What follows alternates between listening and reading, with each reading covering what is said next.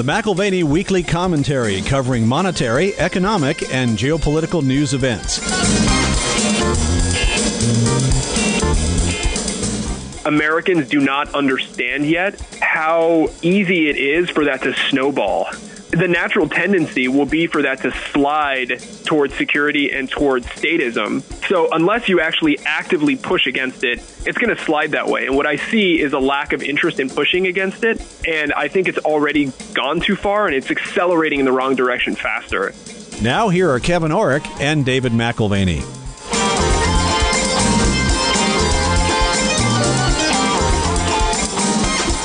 Welcome to the McAlvany Weekly Commentary. I'm Kevin Orrick along with David McAlvany and part 2 of our Becker-Polverini interview. One of the things Becker said that I really ruminated on is when you're online, when you're in the electronic universe, if you're getting something for free, you're the product. When now we have some of the key contributors in the social media space saying we have deliberately created and consulted with the best psychologists available to create a sticky environment where you get in and you can't get out. It's almost like the gambler with an addiction problem walking into a casino and being lost in the maze. And so what do? You just bounce around like a pinball from one table to the next, spending every last dollar you have. You can check in, but you can never leave. That's right. Well, yeah. and social media has done the same thing. Yeah. What they've done is created the perfect environment to then monetize, as you just suggested, monetize you, the person who's there. The captive audience is the audience that gets marketed to. Yeah, and the difficulty is, we need technology. I know there's some who say, well, look, I just don't have the internet. I'm not going to touch any of that stuff. But we're living in a universe where you really can't even check your bank account without being online. So in a way, we're stuck. Well, this is a digital world that we live in. Mary Catherine, my wife, went to Boston College, and one of her philosophy professors was an anti-tech guy. He rode his bike to school, even in the snow. He did not have a social security card. He never had a credit card. He did not have a passport or a driver's license. He could not leave the United States. He didn't have the ability to buy a home. He had no credit, but it was his protest vote against a world that was impinging on him and what he believed were certain rights to privacy. We've redefined privacy rights. We've defined that as an important aspect sociologically, but I think what we haven't discovered yet is the depth of impact psychologically that many of the medias that we engage with, or mediums that we engage with, the effect that they have on us long term. Well, and you need to ask them about sociological as well. Well, transitioning, social media, and this is kind of moving away from blockchain and whatnot, social media and social consequences.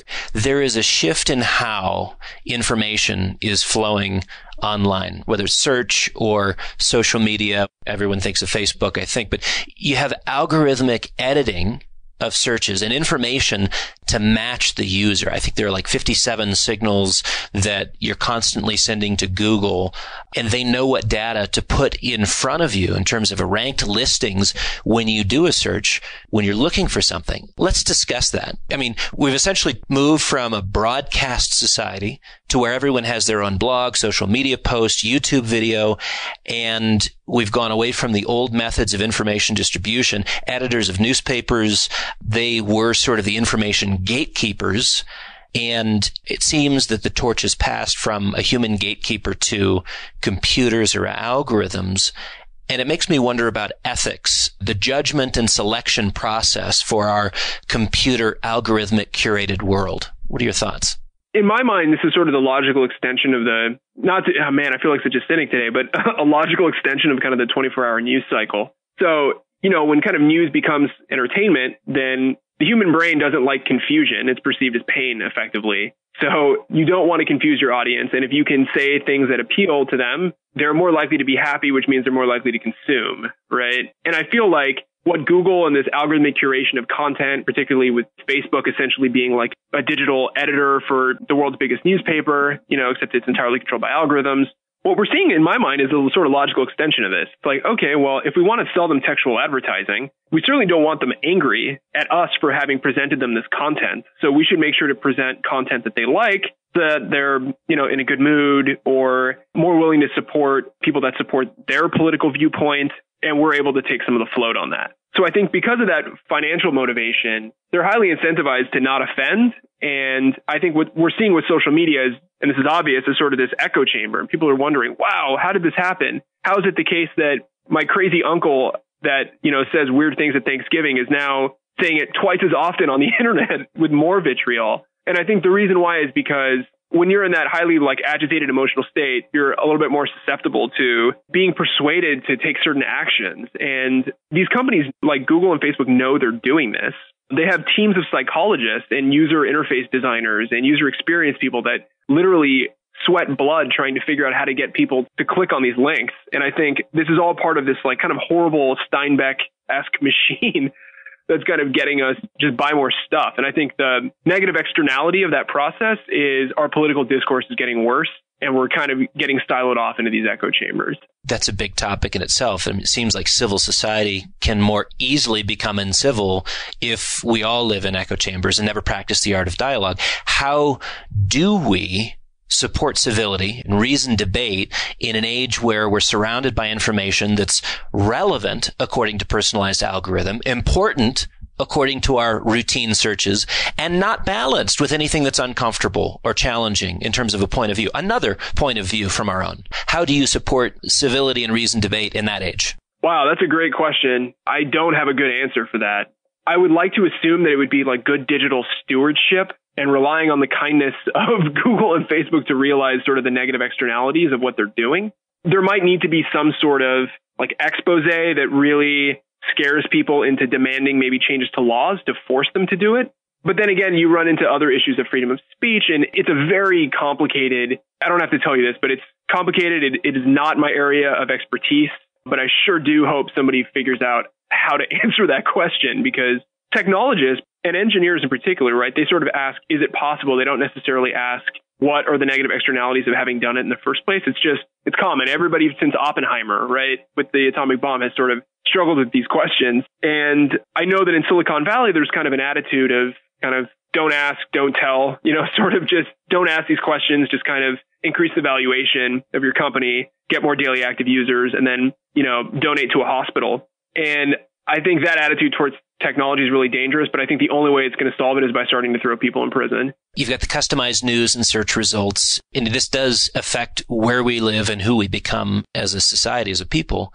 I wonder about the civil society implications. Are democratic institutions challenged by their constituents living more and more in a tailored box or a tailored bubble? How is democracy transformed through the manipulation or modification of data? I mean, we talk about the profit motive with big companies, but there is this effect where these are voting people. These are thinking or should be thinking people. You actually end up with quite a bit of control in the hands of the companies that are crafting the message. Yeah, I mean, it's really scary to think about handing over democratic discourse to corporations. If you phrase it like that, people are like, whoa, that sounds horrible. We should not do that. But if you phrase it in the context of, well, would you be willing to just use this app that sends you news articles you like? And say, oh, that's great. I like that. So I feel like what we're not realizing as a society is the interrelationship between those two things. The sort of degradation of our democratic discourse by handing it over to algorithms that are owned by companies that have a major motivation to appease their shareholders. That's something that I don't think the founders of the Constitution ever really thought about. They thought about a lot of stuff, but I don't think that's something that the founders had when they were thinking about, say, the U.S. Constitution. I don't think they had any conception that there would be a medium of communication that would be able to ignite or incite that kind of activity. And I think things have to probably get worse before the government begins to take action. But I think there needs to be laws to protect our democratic discourse, or we're really going to pay for it. I don't know of any technological solutions to this problem, short of having laws that change the algorithms, because since it's controlled by an algorithm, there's no person responsible, which is even more terrifying. It's we have no one to hold accountable now. It's just math. It's cosine distance, k-means clustering, all these algorithms that are used in machine learning, just sort of floating out there. And how do you put that on trial? You really can't. So we have to be careful about how we craft the laws, but I think it's absolutely essential to preserving civil society and democratic discourse. Within the free market system, there was checks and balances. And I think something shifted pretty dramatically when we started to emphasize limited liability versus unlimited liability. Consider how differently JP Morgan is managed than Brown Brothers Harriman. The principals at Brown Brothers Harriman have they have purposefully maintained unlimited liability. JP Morgan and Jamie Dimon, anything happens bad to the company, who is on trial? Is it the entity? Is it the CEO? What went wrong? Do you end up getting to fire the low man on the totem pole and, sort of kick the dog on the way out the door? We changed the capital structure and put more of an emphasis on profit instead of sustainability in so doing. And now all of a sudden free markets have really begun to see much more of a degradation, a corruption within capitalism. And it doesn't allow for a natural counterbalancing of incentives. I mean, I think of a board meeting at Brown Brothers Harriman, not that I've ever sat in one, but I can imagine them being much more philosophical and reflective about the implications of their business, because ultimately if something goes wrong, it rolls right back uphill to them.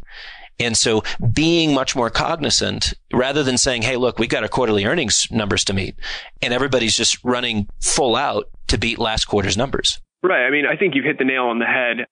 Computer scientists have this saying, everything can be solved with an additional layer of abstraction. And it's true. In computer science, we're in the abstraction making business. That's all we do all day is we take these logical castles and we try to abstract them away into something very simple. And when I look at what's happening with technology, I see the work of computer scientists in it, right? It's like, okay, we've abstracted away all human agency from this process. So it's this perfect machine that's just floating out there. Boy, look at how efficient it is. But now, like you said, there's no human agency in it anymore. There's no moral questions. Computers are not moral machines. They are algorithms. They're like a clock. They're not like a person. And that to me is just so terrifying, because it's especially terrifying when computers dictate to humans how certain things should go, as opposed to the other way around.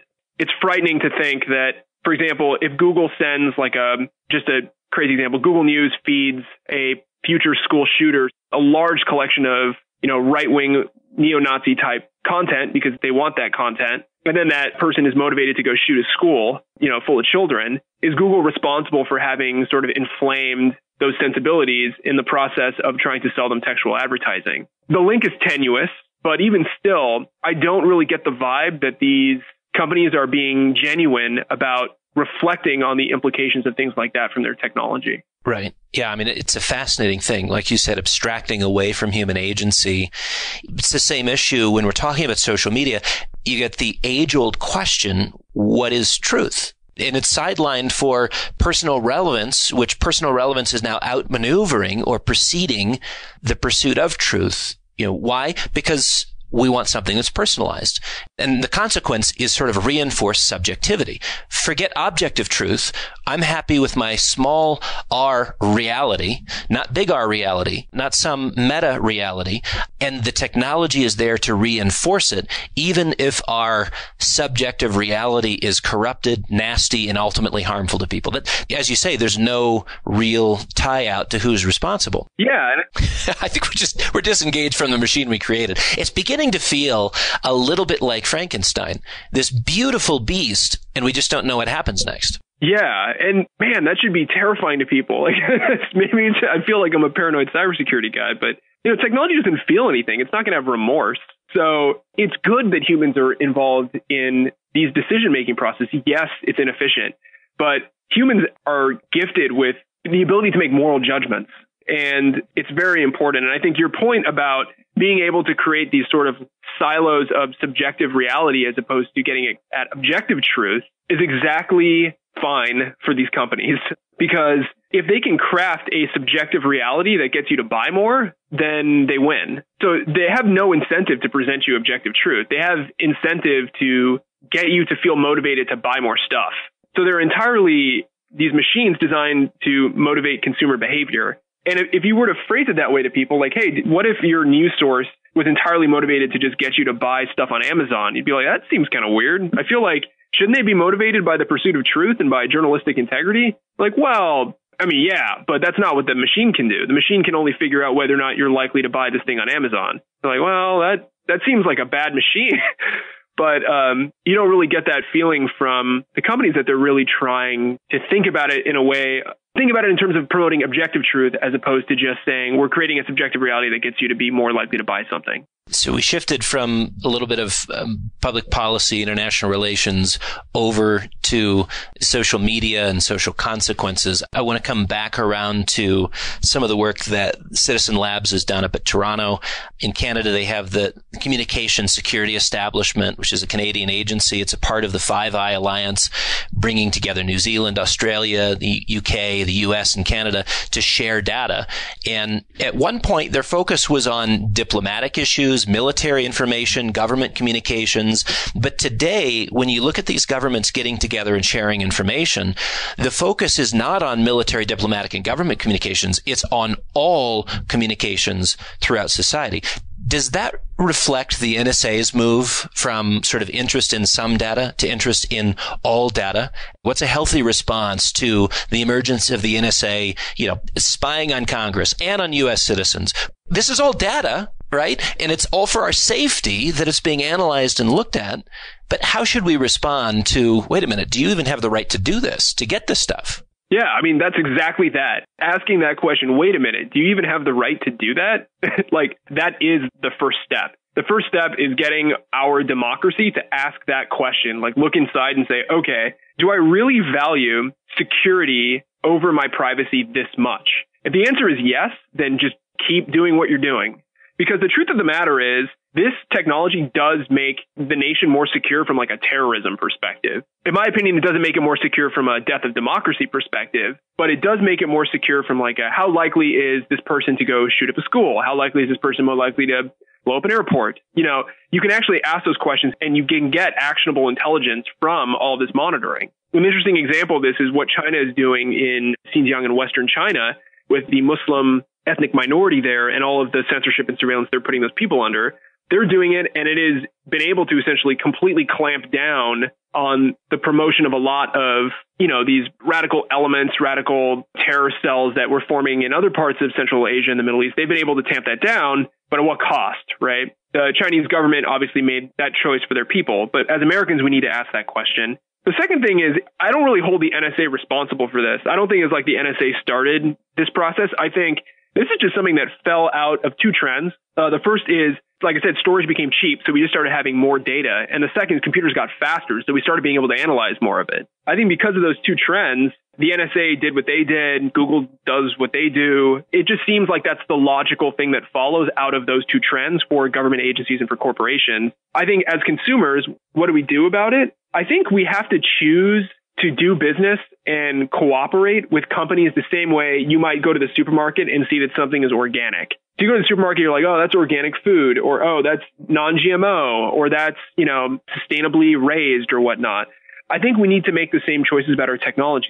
Oh, this uses end-to-end encryption. Oh, this is a company that has a great track record of resisting law enforcement when they overreached. Oh, this company puts their data center in a country that I trust that has good privacy laws. We have to make those same decisions as consumers and as citizens to work in countries, choose products, cooperate with people that reflect those things in the same way we might about food. But I think ultimately this trend isn't really the product of the NSA and the Five Eyes becoming more evil. I think they just looked at the writing on the wall and they're like, we got more storage, we got more data, let's do something with it. And a ton of evidence that shows that it actually does work. It just works at the cost of destroying our privacy. Right. So, but you contrasted two things. One, we end up with a more secure world where we have actionable intelligence and can see terrorism coming, anticipate, get in front of it, and stop it.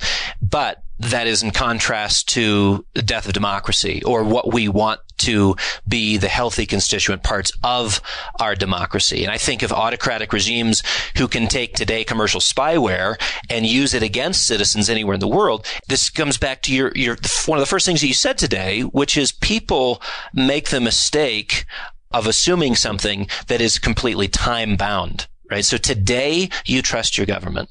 Today you trust your government. But with these tools, how does an autocratic regime threaten journalists, eliminate lawyers, pressure human rights activists, destroy religious groups? I mean, all of these things are, if you assume that they are an erosion of democracy, they are actually wonderful tools for status. And again, I maybe these are questions for Machiavelli rather than Polverini, but I'm just wondering if this is where we have to keep a strong conversation alive. What kind of democracy do we want? Oh, yeah, absolutely. I think this is the single most important question in American democracy right now. And I know that's a bold claim, but yes. So that dialectic I sort of proposed of like a perfectly secure society with no privacy and a perfectly private society with, I would argue, limited security, not no security. But there is that spectrum. And I obviously have my own viewpoint on this, but I think ultimately the beauty of a democratic society is we get to figure out where we want to sit on that. But what gives me pause, or what gives me a great deal of fear about posing this question in a democratic setting is I feel like Americans do not understand yet how easy it is for that to snowball. So even if you make that choice to be at a certain position on the spectrum, the natural tendency will be for that to slide towards security and towards statism. So unless you actually actively push against it, it's going to slide that way. And what I see is a lack of interest in pushing against it. And I think it's already gone too far and it's accelerating in the wrong direction faster. Another thing besides your data being time-bound is what if Russia and the United States share intelligence with each other? Russia has no qualms about privacy. So if Russia is tapping its citizens and giving that data to the United States, is that not a violation of privacy for those citizens?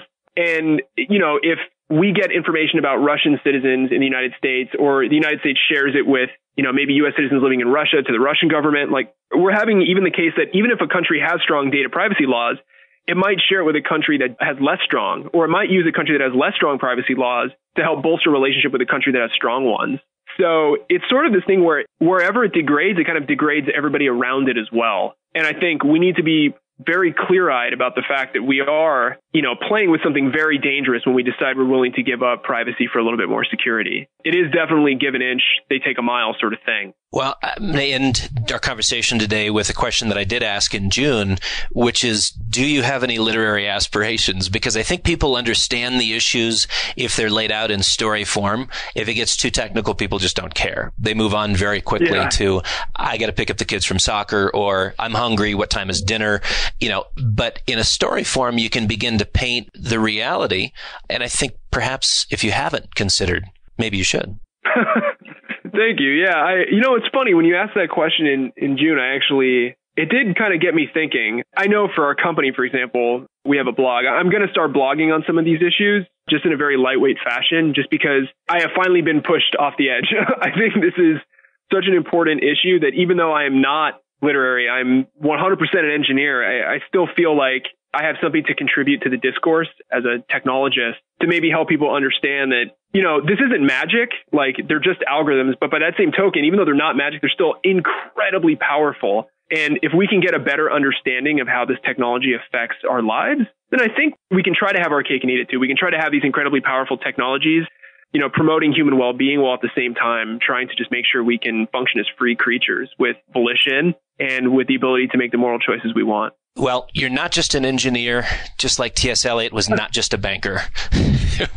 I look forward to seeing what you write, and tell us if people are interested in looking at the blog as and when you get that cranked up and written in a format that regular humanoids can read, not engineering or cryptographers. Where can they find you? Yeah, they can find us at pkcsecurity.com. We're going to be releasing a new blog in the next couple weeks, and if you go to it now, you're going to see a bunch of content on very complicated cryptography issues that are totally irrelevant to this audience. But in the next 2 weeks, we're going to start bringing in content that's written for humans. And hopefully it's entertaining, and hopefully it helps elucidate some of the trends and some of the issues that we're seeing in the market and in government. Becker, I think we care about a lot of the same things under the surface, who we are, where we're going as a country. And I appreciate your contribution today. Look forward to our future conversations as well. Thanks for joining us.